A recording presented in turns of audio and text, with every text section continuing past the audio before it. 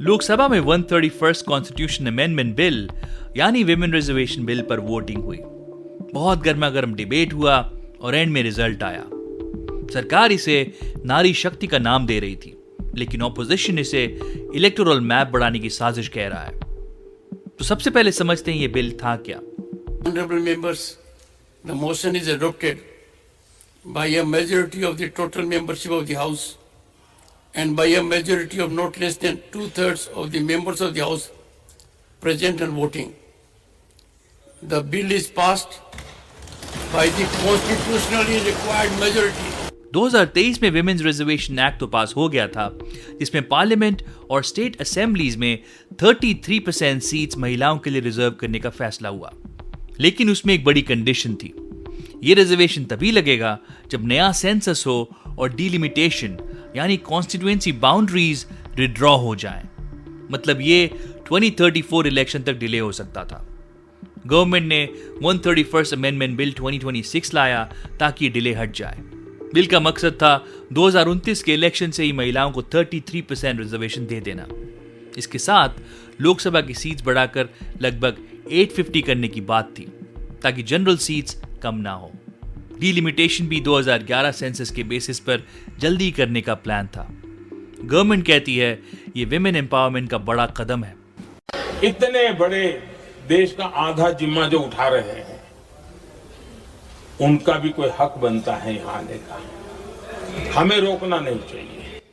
वहीं दूसरी तरफ एलओपी राहुल गांधी ने कहा ये महिलाओं का बिल नहीं है, ये डिलिमिटेशन का बिल है जो southern states, north eastern states और छोटे स्टेट्स की रिप्रेजेंटेशन छीन लेगा।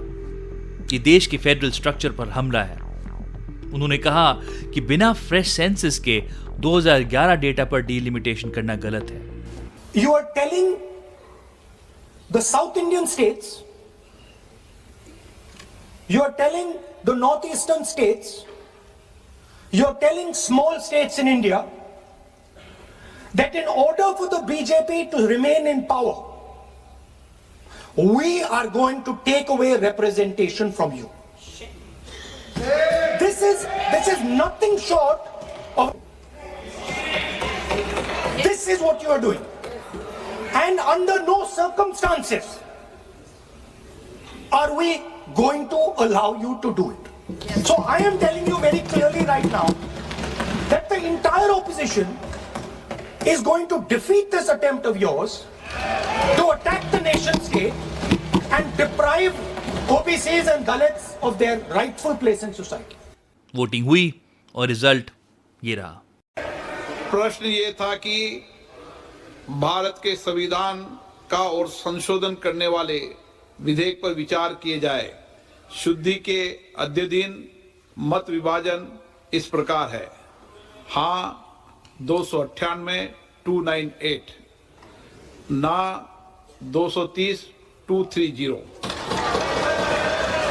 प्रस्ताव संविधान के अनुच्छेद 368 के उपबंधों के अनुसार सभा की कुल सदस्य संख्या के बहुमत द्वारा तथा सभा के उपस्थित और मत देने वाले सदस्यों के कम से कम 2/3 बहुमत द्वारा पारित नहीं हुआ। अब इस संविधान संशोधन पर विधेयक पर आगे की कार्रवाई करना संभव नहीं है। अतः संघ राज्य क्षेत्र विधि संशोधन विधेयक 2026 तथा परिसीमन विधेयक 2026 के संबंध में आगे की कार्रवाई पर निर्णय लेना है। माननीय संसदीय कार्य मंत्री जी। Honorable Speaker sir, besides the Constitution 131st Amendment Bill, we have two other bills, namely the Union Territories Laws Amendment Bill 26 and the Delimitation Bill 2026, which are intrinsically interrelated with the Constitution 131st Bill. So it cannot be viewed from the isolation. इस अन्य सभापति महोदय, जो नतीजा आया है ये इतना ऐतिहासिक और महत्वपूर्ण बिल पर देश का महिलाओं को अब सम्मान अधिकार देने का जो बिल है उसको विपक्ष ने साथ नहीं दिया। बहुत खेत की बात है और इस ऐतिहासिक पल को आप अपना एक मौका था, आपने गंवाया है। आदरणीय नरेंद्र मोदी जी के नेतृत्व में महिलाओं को जो सम्मान देने का, अधिकार देने का हमारा अभियान जारी रहेगा और हम अधिकार दे के ही रहेंगे आगे। अब सभा की कार्रवाई आगे दो शेष जो बिल्स है उसको आगे नहीं बढ़ाने का मैं अनुरोध करता हूँ। 298 votes in favour, 230 votes against. Bill हार गया क्योंकि कॉन्स्टिट्यूशनल अमेंडमेंट के लिए 2/3 मेजॉरिटी चाहिए थी, लगभग 360 वोट्स। महिलाओं को पॉलिटिकल रिप्रेजेंटेशन देना बहुत जरूरी है, लेकिन इस बिल को डिलिमिटेशन के साथ जोड़कर गवर्नमेंट ने एक ऐसा पैकेज बना दिया जो असल में पावर बैलेंस बदल सकता था। कई एक्सपर्ट्स कहते हैं पहले असली सेंसस करो, कास्ट डेटा कलेक्ट करो, फिर ट्रांसपेरेंट डिलिमिटेशन करो। महिला रिजर्वेशन को कास्ट और इकोनॉमिक बैकवर्डनेस के साथ लिंक करो ताकि सिर्फ एलीट महिलाएं ही फायदा ना उठा लें।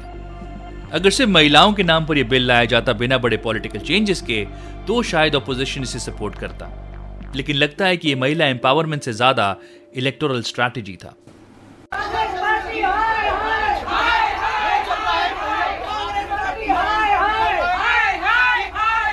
मैम क्या विरोध कर रहे हैं? महिला विरोधी है, विपक्षी है, देश की महिलाओं के अधिकार को छीनना है। तो आप क्या सोचते हैं, क्या बिल को सपोर्ट करना चाहिए था या ऑपोजिशन सही था? कमेंट सेक्शन में अपनी राय जरूर दें।